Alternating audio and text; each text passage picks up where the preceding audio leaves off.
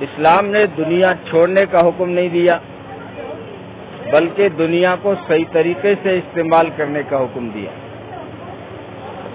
اور اسلام نے صرف دنیا کی بات نہیں کی، بلکہ ہمیشہ رہنے والی زندگی جو آنے والی ہے اس کو بھی سامنے رکھا۔ تو یہ ہماری بھلائی چاہتا ہے۔ آج ہم جس نسبت سے جمع ہوئے ہیں، کسی کے انتقال پر دعائے مغفرت کے لیے جمع ہوئے ہیں، تو یہ اللہ کا بنایا ہوا ایسا ضابطہ اور قانون ہے کہ ہر سانس والے کو اس مرحلے سے گزرنا پڑے گا۔ موت اس کو نہیں آئے گی جو پیدا نہیں ہوا، بنایا نہیں گیا۔ جو پیدا ہوا ہے، بنایا گیا ہے، جو مخلوق ہے، اس کو موت کا سامنا کرنا پڑے گا۔ کل نفس ذائقۃ الموت، ہر نفس کو موت کا ذائقہ چکھنا ہوگا۔ بڑے بڑے اللہ کے خاص لوگ، برگزیدہ لوگ، پیغمبر لوگ اس دنیا میں آئے، لیکن یہ جو اللہ کا قانون ہے، اس قانون سے ان کو بھی گزرنا پڑا۔ حضرت داؤد علیہ السلام سیڑھی سے نیچے اتر رہے تھے، وہ کھجور کی بنی ہوئی سیڑھی تھی اس زمانے کی، کھجور کی چھال سے، اس کے پتوں سے بنائی ہوئی سیڑھی سے نیچے اتر رہے تھے۔ موت کے فرشتے نے راستہ روک لیا کہ میں آپ کی روح نکالنے آیا ہوں۔ داؤد علیہ السلام نے فرمایا، ٹھیک ہے، اگر روح نکالنے آیا ہے تو نکال دینا، لیکن اتنی بھی کیا جلدی ہے، کم سے کم مجھے سیڑھی سے نیچے تو اترنے دو۔ تو موت کا فرشتہ کہنے لگا، آپ اللہ کے نبی ہیں، ورنہ میں کسی کو پوچھتا بھی نہیں ہوں، آپ اترنا چاہیں تو اتر جائیں، لیکن اللہ نے جو مجھے جگہ بتائی تھی وہ یہی تھی کہ جب میرا داؤد سیڑھی سے اتر رہا اسی وقت روح کھینچ لینا۔ تو فرمانے لگے، اگر اللہ نے یہ جگہ بتائی ہے تو پھر کھینچ لو۔ سیڑھی سے اترتے ہوئے اللہ کے پیغمبر ہیں داؤد علیہ السلام کی روح کو کھینچ لیا گیا۔ حضرت سلیمان علیہ السلام بیت المقدس کی تعمیر کرا رہے، کبھی اپنے وہم و گمان میں بندہ یہ بات نہ لائے کہ ابھی تو میری یہ سائٹ چل رہی ہے، ابھی تو میرے یہ تقاضے باقی ہیں، ابھی تو یہ میرے چونچلے باقی ہیں، ابھی تو جو ہے پوتوں کی شادی دیکھنا باقی ہے۔ ارے یہ کس طرح کام پورے ہوں گے یا نہیں ہوں گے، ان سے بہتر کام تھا مسجد کی تعمیر کرنا۔ مسجد بھی کون سی؟ جو اکثر نبیوں کا کعبہ رہی، مسجد اقصی، اس کی تعمیر ہو رہی ہے۔ سلیمان علیہ السلام جناتوں سے، انسانوں سے اس کی تعمیر کا کام کرا رہے ہیں اور خود ریکھ دیکھ کر رہے ہیں۔ بعض روایتوں میں آتا ہے وہ لکڑی کی کرسی پر بیٹھے ہوئے تھے، اور بعض روایتوں میں آتا ہے کہ وہ لکڑی کے سہارے کھڑے تھے۔ موت کا فرشتہ آیا، روح نکال کے چلا گیا۔ نہ جناتوں کو پتہ چلا، نہ ان کے چاہنے والوں کو پتہ چلا۔ وہ کئی دنوں کے بعد جب دمک نے اس کرسی کے پائے کو کھایا یا اس لکڑی کو کھایا، وہ لکڑی گری، وہ کرسی گری، تو سلیمان علیہ السلام کا ڈھانچہ لاشا یوں نیچے گرا۔ یہ کن کے ساتھ ہو رہا ہے؟ جو اللہ کے نبی ہیں۔ اس قانون سے گزرنا پڑا چہیتے لوگوں کو۔ جب موت کا فرشتہ حضرت ابراہیم علیہ السلام کے پاس آیا کہ میں آپ کی روح نکالنے آیا ہوں، تو ابراہیم علیہ السلام نے فرمایا، تجھے بھیجا کس نے؟ موت کا فرشتہ کہنے لگا، مجھے اللہ نے بھیجا ہے، میں اللہ کے حکم سے آیا کرتا ہوں۔ تو کہا یہ بات میرے سمجھ میں تو نہیں آئی۔ اللہ نے تو کہا ہے کہ ابراہیم میرا دوست ہے۔ ابراہیم علیہ السلام کو اللہ نے خلیل کہا، خلیل کہتے ہیں دوست کو۔ ابراہیم علیہ السلام کہنے لگے یہ بات میرے سمجھ میں نہیں آئی، اللہ نے مارنے کے لیے بھیج دیا اور اللہ کہہ رہا ہے کہ ابراہیم میرے دوست ہیں۔ تو اے موت کے فرشتے ذرا پوچھ کے آؤ اللہ سے کہ کوئی دوست کسی دوست کو مارتا ہے؟ کوئی دوست کسی دوست کو مارتا ہے؟ پوچھ کے آؤ ذرا۔ موت کا فرشتہ گیا اور آیا، اس سے کون سا ٹائم لگتا ہے؟ وہ واپس آیا تو وہ کہنے لگا کہ اللہ فرما رہے ہیں میرے خلیل، کوئی دوست کسی دوست کی ملاقات سے انکار کرتا ہے؟ یعنی موت نام ہے بندے اور رب کی ملاقات کا. تو اب تم دنیا چھوڑ رہے ہو لیکن رب کے پاس جا رہے ہو، یا سب کو چھوڑ رہے ہو لیکن سب کے مالک رب کے پاس جا رہے ہو. انسان ختم نہیں ہوتا، یاد رکھنا، انسان کبھی ختم نہیں ہوتا، اس کے ٹھکانے چینج ہوتے ہیں. یہ جب بنا ہے عالم ارواح میں بنا ہے، وہاں پر چھوٹی چھوٹی اس کو شکل بھی دی گئی تھی، حدیثوں میں ہے، لیکن پھر یہ ماں کے پیٹ میں آیا، اس دنیا میں آیا تو ماں کے پیٹ میں آیا، اور ماں کے پیٹ سے پھر یہ اس دنیا کے پیٹ میں آیا، پھر یہ قبر کے پیٹ میں گود میں چلا جاتا ہے، پھر حشر کے میدان میں کھڑا ہو جاتا ہے، لیکن یہ ختم نہیں ہوتا. کسی کا انتقال، کسی کی موت ہوتی ہے تو ہم کیا کہتے ہیں کہ فلاں کا انتقال ہو گیا. انتقال کے معنی کیا ہے؟ آپ گوگل سے سرچ کر لینا. انتقال کے معنی ہے ٹرانسفر. اس کے یہاں جو ہے ٹرانسفر ہو گیا، وہ اس دنیا سے وہ عالم میں برزخ میں چلا گیا. تو ابراہیم علیہ السلام کو اللہ نے جواب دیا کہ موت نام ہے ملاقات کا، اس لیے حدیث میں بھی اس کو تحفۃ المومن کہا گیا کہ موت مومن کے لیے تحفہ ہے. ایک مومن شاعر گزرا ہے، اس نے کہا تھا کون کہتا ہے کہ مومن مر گیا، وہ تو قید سے چھوٹا اور اپنے گھر گیا. یہ دنیا قید خانہ ہے مومن کے لیے، یہ بھی حدیث میں ہے، الدنیا سجن المومن، دنیا مومن کے لیے قید خانہ ہے. یہاں کچھ قید ہے نا، تم شراب نہیں پی سکتے، تم ڈی جے نہیں بجا سکتے، تم گانے نہیں سن سکتے، یعنی یہ قیدیں لگائی گئی ہیں. تو مومن کے لیے قید خانہ ہے. اور وہاں جنت میں اللہ خود پوچھے گا میرے بندے نغمہ سنو گے؟ میرے بندے وہاں پہ 3 دور چلیں گے شراب کے، یہ قرآن میں ہے، پاکیزہ شراب ہوگی، وہ جنت کی شراب پاکیزہ ہوگی. اللہ خود پلائیں گے، فرشتوں سے پلوائیں گے، حور و غلمان کے ہاتھوں سے پلائیں گے. تو جنت میں وہاں شراب کے دور چل رہے ہیں، اور اللہ خود پوچھ رہے ہیں گانے سنو گے؟ لیکن یا دنیا میں قید لگا دی کہ شراب حرام ہے، یا دنیا میں قید لگا دی کہ تم گانا نہیں سن سکتے، اگر سنو گے تو کل قیامت کے دن تمہارے کانوں میں شیشہ پگھلا کر کانوں میں ڈالا جائے گا. کتنی سخت وعید سنا دی. تو میں کہہ رہا تھا اللہ کے برگزیدہ اور خاص لوگ جو نبی تھے، ان کے ساتھ یہ اللہ کا جو موت والا قانون ہے یہ ان کے ساتھ بھی لاگو ہوا.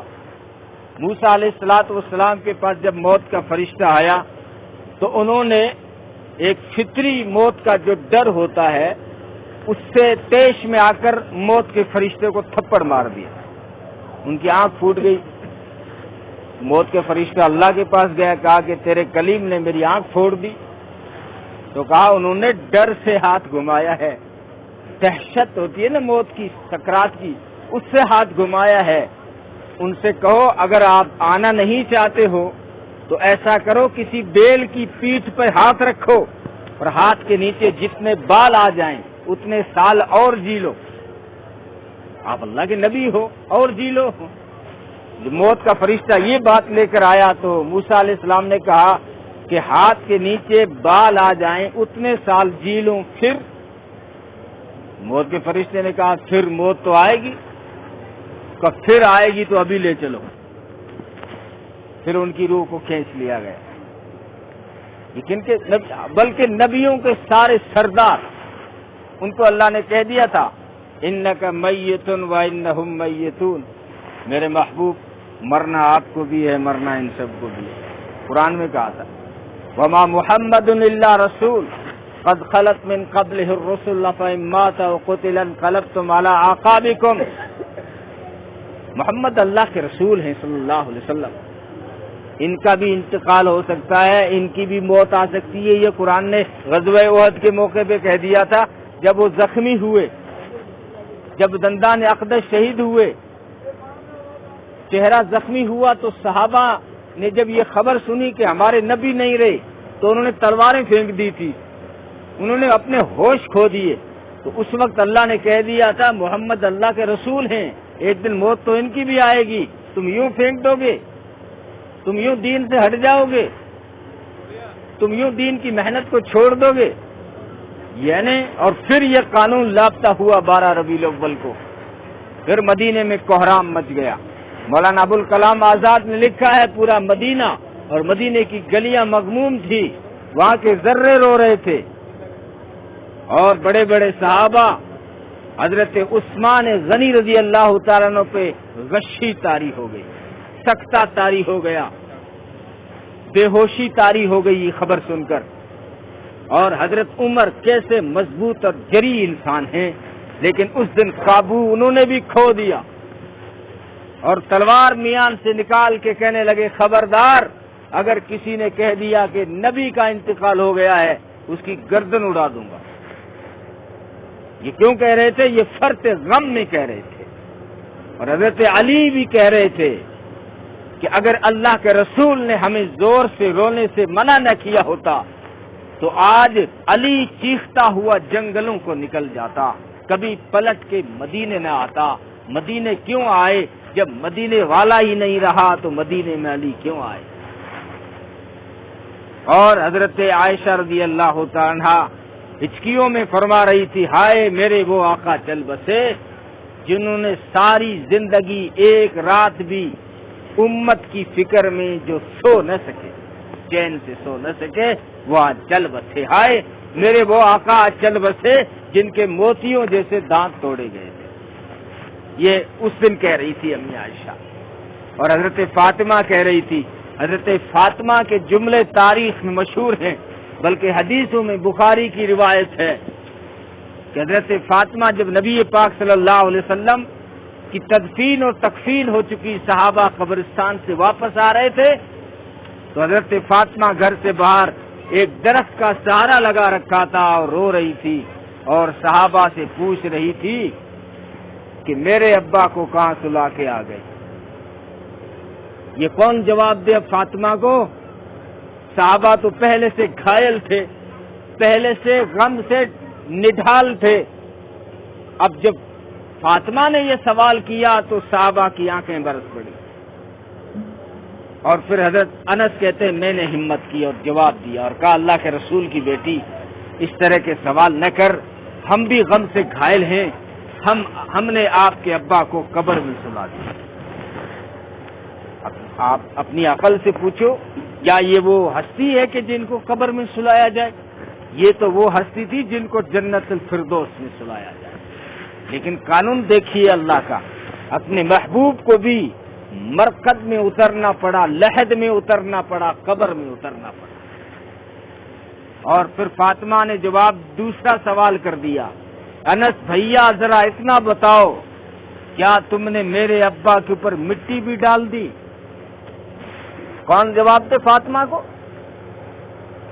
اب عقل تو نہیں مان رہی ہے، لیکن آنکھیں دیکھتی ہیں، مدینے میں بنا ہوا نبی کا روزہ، آنکھیں تو دیکھتی ہیں۔ فاطمہ نے یہ پوچھا تو حضرت انس نے کہا کہ اس میں کوئی جھوٹ کی بات نہیں ہے، کب تک چھپائیں گے فاطمہ تجھ سے، ہم نے ان ہاتھوں سے تیرے ابا پر مٹی بھی ڈال۔ اس وقت فاطمہ کہنے لگی صبت علی مصائب لو انہا صبت علی الایام سرن لیالیا، کہ میرے بابا جان کے غم جو آج مجھ پہ پڑے ہیں اگر یہ چمکتے ہوئے سورج پہ پڑتے ہمیشہ کے لیے اندھا ہو جاتا۔ لیکن فاطمہ آج صبر کرے گی، کیونکہ فاطمہ کے ابا نے صبر سکھایا ہے، تو فاطمہ اب صبر کر کے دکھائے گی۔ پھر فاطمہ نے اپنے آپ کے رونے کو ایسا گھٹا اور جو ہے 6 مہینے کے اندر گھٹ گھٹ کر اس دنیا سے چلی گئی۔ اسی رمضان میں فاطمہ کا انتقال ہوا، تیسرا روزہ تھا، افطار کی تیاریاں ہو رہی تھی، ادھر حضرت فاطمہ پہ سکرات طاری ہو گئی۔ حضرت علی کو بلا کے کہا کہ دوسری شادی کرنا چاہو تو کر لینا، لیکن میرے حسن حسین کو آنکھوں سے مت گرانا، اور کہا علی اس فاطمہ کا جنازہ رات کو اٹھانا اور کسی کو مت بلانا، بس تم گھر والے ہی اٹھانا۔ یہ کسی کو سمجھ میں نہیں آ رہا تھا فاطمہ کیوں اس طرح انوکھی وصیت کر رہی ہے۔ علی نے پوچھا اللہ کے رسول کی بیٹی ہو، جنت کی عورتوں کی سردار ہو.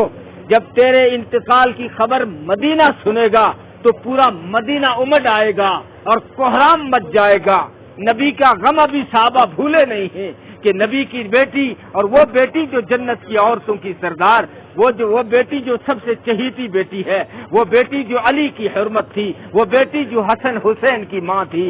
وہ رمضان میں لوگ افطار کی تیاریاں کر رہے ہیں، ادھر فاطمہ کا جنازہ گھر میں پڑا ہے. کسی نے نہیں بلایا، کسی کو نہیں بلایا. رات کو اٹھایا جنازہ، ایک پایا حسن نے، ایک حسین نے، ایک علی نے اٹھایا. ایک صحابی تھے ابو ذر، انہوں نے دیکھ لیا کہ کسی کا جنازہ جا رہا رات کو اور اٹھانے والے صرف 3 ہیں.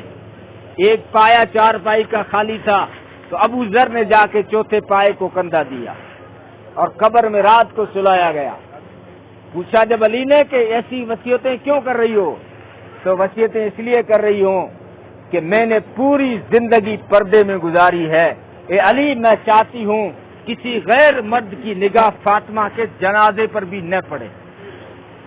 میں نے میرے ابا سے پردے کے احکامات سیکھے ہیں، اس لیے چاہتی ہوں رات کو اٹھانا. اور جب قبر میں سلایا گیا تو ابو ذر غفاری نے کہا، او قبر، تجھے پتا بھی ہے آج تیرے اندر آئی کون ہے؟ آج تو خوش ہوگی بڑی ہے قبر کہ تیرے اندر آج جنت کی عورتوں کی سردار آئی ہے، نبی کی سب سے چہیتی چھوٹی بیٹی آئی ہے. تو قبر کے اندر سے آواز آئی، حدیثوں میں ہے، اے ابو ذر، یہ حسب نسب کی جگہ نہیں ہے، یہ خاندان گنانے کی جگہ نہیں ہے. میں قبر ہوں، یہاں اعمال دیکھے جاتے ہیں. اگر نبی کی بیٹی فاطمہ اعمال لے کے آئے گی، میں ان کے لیے جنت بن جاؤں گی. اگر نبی کی بیٹی اعمال لے کر نہیں آئے گی تو میں ان کے لیے بھی اجنبی بن جاؤں. یہ آواز ان کے لیے نہیں تھی تو ہمارے لیے کہ اعمال لے کے آؤ گے تو جنت بن جاؤں گی، اعمال لے کے نہیں آؤ گے تو تمہارے لیے اجنبی بن جاؤں گی. پھر میری کوئی رشتہ داری نہیں ہے تم سے کہ تم دھرتی پہ کتنے بڑے خان تھے اور کتنے چودھری تھے اور کتنے کماتے تھے، کتنا تمہارا قبیلہ تھا اور کتنا کیا اسٹیٹس تھا. میرے یہاں یہ نہیں چلتا. اس لیے ہمیں پیغام دینے کے لیے قبر نے اس دن جو ہے اپنی آواز سنائی. اس لیے دوستو، اس طرح کے جو موقع ہوتے ہیں یہ ہمیں کچھ سمجھا رہے ہوتے ہیں، کچھ ہمیں پیغام دے رہے ہوتے ہیں کہ اس غفلت کی زندگی سے نکل آؤ، اس دھوکے کی زندگی سے نکل آؤ. پتہ نہیں کب تیری میری آنکھ بند ہو جائے. آج کل تو کوئی لمبا پروگرام بیماریوں کا ہونا بھی ضروری نہیں ہے. ہنستے کھاتے پیتے یوں چلے جاتے ہیں اور ڈاکٹر فٹ سے کہہ دیتا ہے اٹیک آ گیا. ابھی تو میرے ساتھ چائے پی تھی بابو جی، ابھی تو یہی تھے لیکن اب وہاں ہیں. یہ اس لیے کیونکہ آنے کی ایک ترتیب ہے، جانے کی کوئی ترتیب نہیں ہے. ایسے مت دھوکے کھا لینا کہ ابھی تو دادو جی بیٹھے آئے تو میرا نمبر کون آوے. دادو جی بھلے بیٹھے آئے، موت تیری بھی آ سکے. اس لیے جو ہے ہم غفلت کی زندگی سے نکلیں. کیا کرنا پڑے گا؟ سب سے پہلے اپنی زندگی میں نماز کو لے آؤ. مسلمان کی پہچان ہے، آئیڈینٹی ہے.